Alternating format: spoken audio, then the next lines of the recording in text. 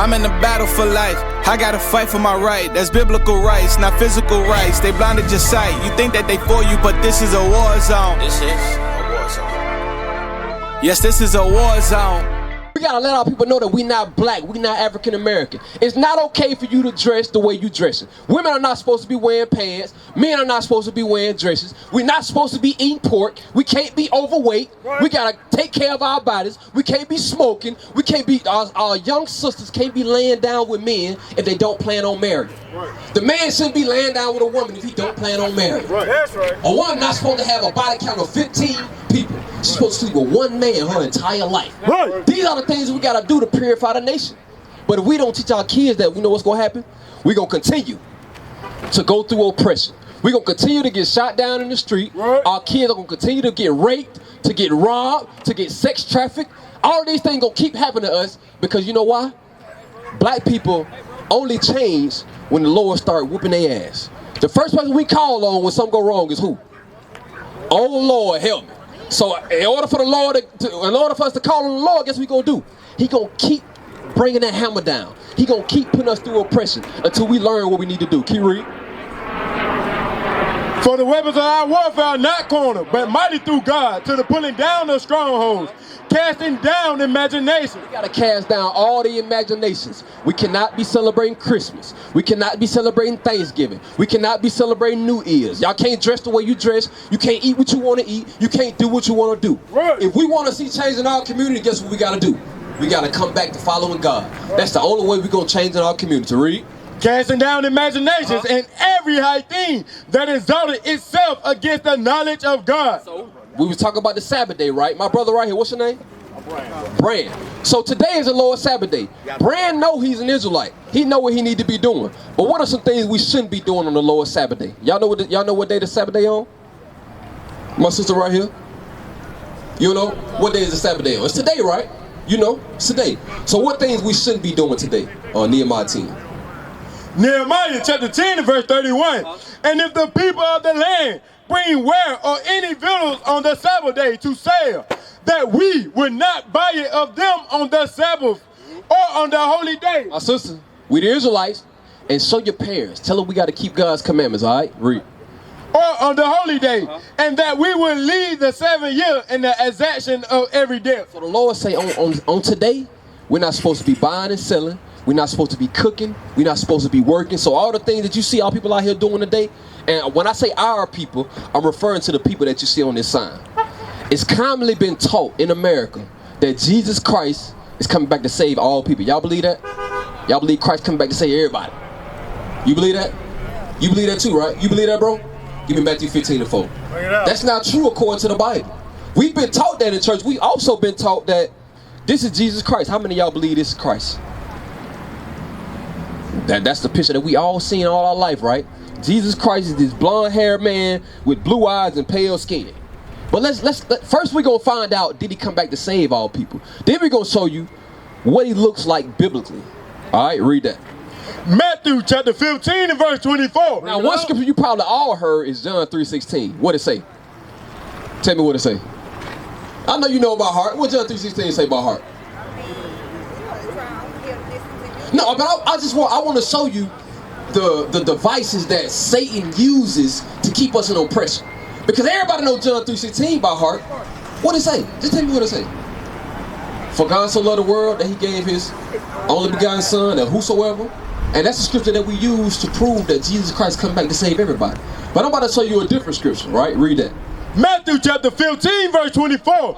But he answered and said. But Jesus Christ answered and said, I am not sent. He said, I'm not sent, who? But unto the lost sheep of the house of Israel. He said, I'm only sent to the lost sheep of the house of Israel. That's the people that you see on this sign right here. That's the people that's in oppression today. That's the so-called blacks, Hispanics, and Native Americans. You got the Americans, Jamaicans, Haitians, Puerto Ricans, Cubans, Dominicans, the Native American Indians, and the Mexicans. These are the people that God said he coming back to save. Not everybody. Revelation 21 and 12 real quick. Just to further prove that point. She said you're only coming back to save the children of Israel. Now there's 12 tribes of the children of Israel. Now we're going to read the book of Revelation, right? Revelation is the last book in the Bible. We're going to Revelation 21. This is almost the last chapter. Let's see what the kingdom of heaven is going to be like in the book of Revelation. Read. Revelation chapter 21 and verse 12. And had a wall great and high. So in the kingdom of heaven, it said it had a wall great and high. How many gates y'all think in the kingdom of heaven? You think it's one or you think it's more than one? Just one, right? You would say just one. I thought the same thing too. But we're gonna find out how many gates in the kingdom of heaven. Let's read that. And had a wall great and high. So we say it had a wall great and high. Read. And had 12 gates. It had what? It had 12 gates. So it had 12 gates, not one. Read. And at the gates, 12 angels. And at them gates, it had 12 angels. 12 gates and 12 angels. Read. And names written thereon, which are the names of the 12 tribes of the children of Israel. You're talking about the 12 angels was these people right 12 here. angels at the gates were the angels at the gates was guarding the gates. So if you weren't from that tribe, you wasn't getting in that gate. All right. But when you look on this sign, I don't see white people on here. I don't see Chinese people on here. I don't see Africans. I don't see Russians. I don't see Israelis. I see so-called Black, Hispanic, and Native American. That's right. So if your name was not on that gate, you was not getting into the kingdom of heaven. Okay, be funny. All black people ain't just black. We be something. Exactly. So it's not just about color. It's about nationality. Right. When you read the curses in Deuteronomy, when you read When you read the When you read them curses in Deuteronomy 28 chapter, the curses prove who the children of Israel are. That's how we able to identify who we are as a nation of people, because of what Moses said we would go through in those times. When you read them curses, like verse 48, you got the flyer, right? Look on the front of your flyer. You see 48, Deuteronomy 28 to 15. You see Deuteronomy 28 to 48. You see that? You see it? Yeah. Okay, so we're going to read 48 together, right? This is one of the curses that Moses said would happen to the children of Israel if they didn't keep his commandments. Read. Deuteronomy chapter 28, verse 48. Therefore shalt thou serve thine enemies, which the Lord shall send against thee, in hunger, and in thirst, and in nakedness, and in want of all things. And he shall put a yoke of iron upon thy neck, until he have destroyed thee. So the Lord said one of the curses that he gave, one of the curses that he put upon us, he said we was going to have to go to our enemies for everything that we wanted. Now when you look at it today, the food that we want, the clothes that we got on our back, if we want an education, birth certificate, death certificate, we got to go to another nation of people to get that. Am I correct? Now, the nation that we have to go to, is it our people? No, most of the time is the gas that we got to get is who? The Arabs. The hair stores that we go to put other people's hair in our head. When our sisters got the most beautiful hair on the world, we go put damn synthetic horse hair in our head that the Chinese people sell us, right? We go to them to get the hair. When we want an education, when you want to go to school to become a doctor or a lawyer, you got to go to their schools. Even the HBCUs were set up and created by white people. Y'all ain't know that, did it? The historically black colleges were set up by white people. Do they teach us anything about ourselves in them college? Nah. Unless we already know by the time we get there. Exactly. So where y'all from? What's your nationality? What's your father? Honduras, right? So come closer. Even like you said, you made it earlier. It's not about skin color, because they from Honduras. Their nation went through the same thing that we went through. Right. They from the Northern Kingdom. The same curse that we suffer in America, they people still going through it to the day. Right. We going through the same curse. The only thing separate us is what we got dropped off at. Some of them got dropped off down here. We got dropped off up here. What was I at? Deuteronomy 28, 48. Read. Therefore shalt thou serve thine enemies, which the Lord shall send against thee, in hunger, and in thirst, and in nakedness, and in want of all things. And he shall put a yoke of iron upon thy neck, until he have destroyed thee. Okay, so God, don't go nowhere. Come here. Don't go nowhere real quick. But what I want y'all to know is y'all not Honduras. Y'all are Israelites. Y'all are God's chosen people. And guess what? The same people who put yokes of iron upon our neck in slavery was the same. They did the same thing to y'all people. Right now, y'all probably going through hell over there in Honduras. Everybody want to come to America. Why y'all think everybody want to come to America? Because this is America is Babylon the Great. This is a city of gold. Everybody want to be here. But we've been oppressed here. But this place is gonna fall. And the only how we're gonna be saved is if we come back to keeping God's commandments. So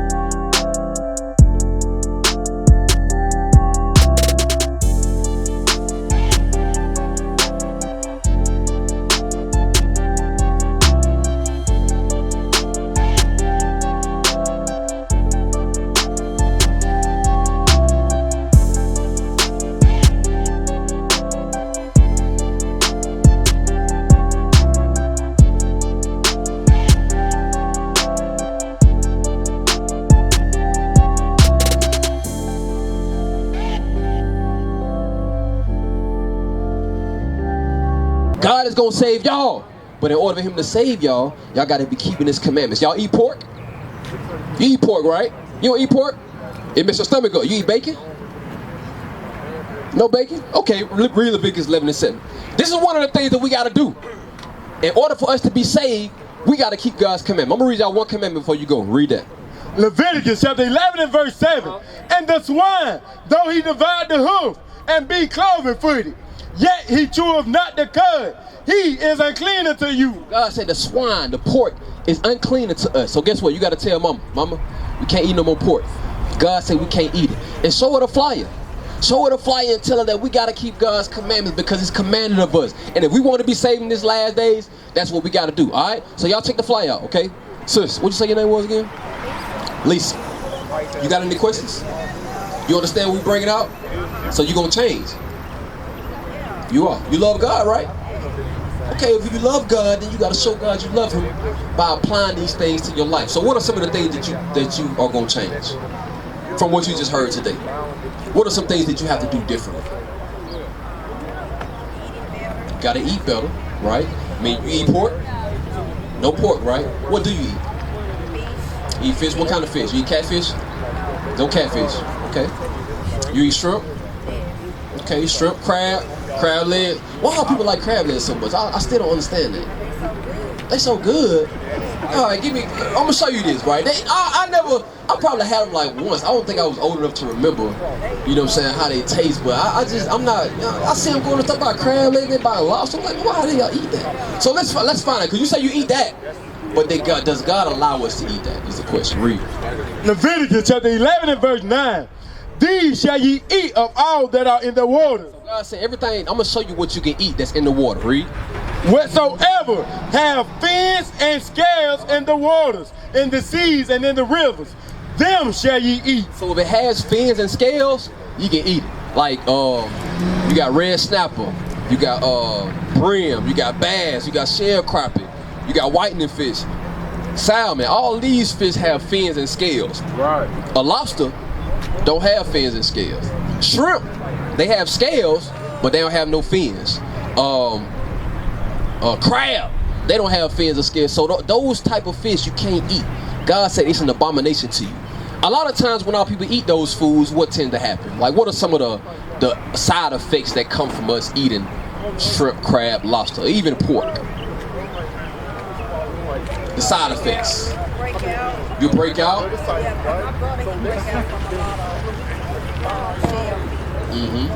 Even with pork, you get high blood pressure. You get gout. Like, it's certain diseases that come with eating these food. Why? Because God told us not to eat it. What you got? Read that. Deuteronomy chapter 28 and verse 61. Also, every sickness and every plague which is not written in the book of this law, them will the Lord bring upon thee until thou be destroyed. So when we disobey God and how he tells us to eat, that's when we start to get these issues or these problems that go on in our life. Like I said, the different sicknesses, you know, high blood pressure, gout, start breaking out, you know what I'm saying, all that. So when we disobey God, those are some of the things that happen, right? So you got to clean up your eating. What else are some of the, what are some other things you got to change that you notice that you need to change besides your eating? Personality. What's wrong with your personality? Oh, how? What about how you dress? You think how you dress is okay? I mean, I just got on some pants and a shirt. I'm fine. Okay, but is it modest? It's not modest, right? So you know it's not modest. So how does God want us? How does God want you to dress as a woman? Nice. Huh? Nice. Nice? What does nice mean? I don't understand. Explain to me. I'm trying to see. I'm gonna show you how. Read that. 1 Timothy chapter 2 and verse 9. Because the way that you dress, what type of men will you attract that way? Most of the time, let's be real. I'm not out here trying to attract You not. But with how you dress attract men. No. You think so? No. Give me hold that. Give me Matthew 5:28. I think it's 28. Yeah.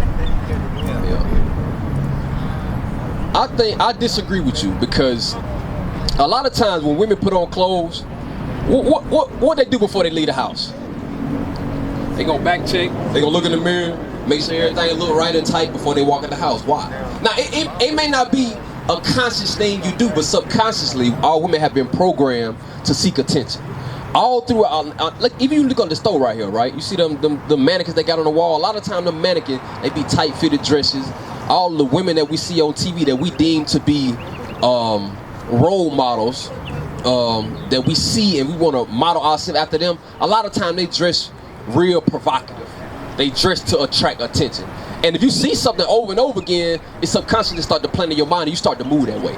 We might not think it, but that's the case. Read that. Matthew chapter 5 and verse 28. But I say unto you that whosoever looketh on a woman to lust after her have committed adultery with her already in his heart. So a lot of times, when men look upon a woman to lust after her, there is something that he's seeing on that woman that's causing him to lust. Now, that lust is already in his mind, true enough. But the way a woman dresses can entice him. You see what I'm saying? So if you're putting on clothes that's tight-fitting, that's showing all your curve, that's showing your camel toe, a man ain't gonna look. And he gonna be enticed by what he see. And when he come and talk to you, is he gonna be trying to talk to you to get to know you? Or he gonna be trying to smash? Most of the time, he trying to smash, right? But that can be curbed by the way you dress. Now go back to 1 Timothy 2. 1 Timothy chapter 2 and verse 9.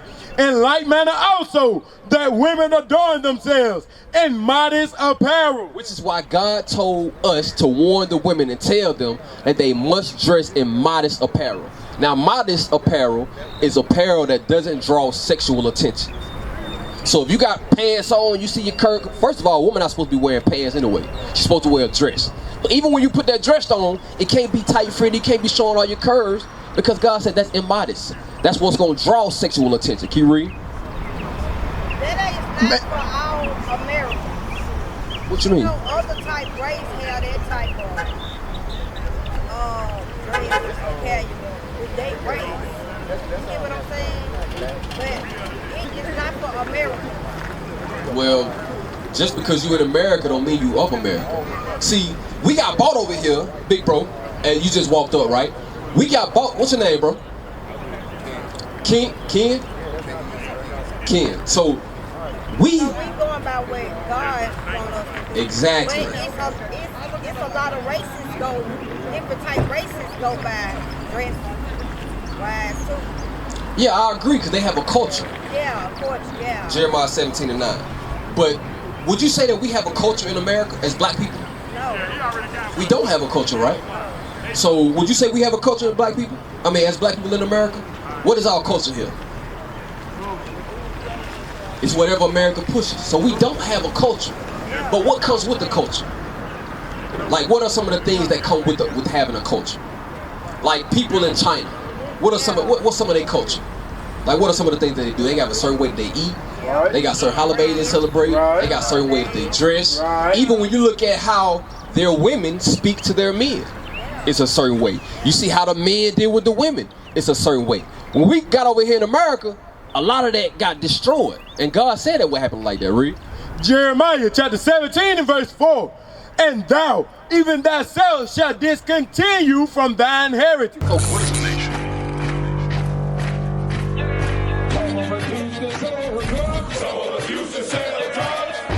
Nation is men leading by example.